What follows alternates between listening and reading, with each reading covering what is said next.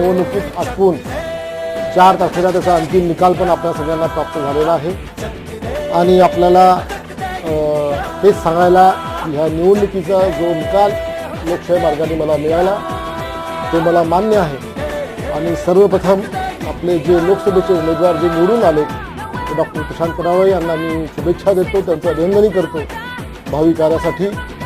त्यांनी या लोकसभेतील लोकांची सेवा करावी आणि लोकांना न्याय द्यावा याकरता त्यांना मी शुभेच्छा देतो. आपण बघितलं असेल की ही जी निवडणूक झाली, आमचे कार्यकर्ते, आमचे पदाधिकारी, आमचे नेते सर्वांनी मिळून एकत्रितपणे चांगलं काम केलं, परंतु अपेक्षित असं यश आम्हाला मिळालं नाही.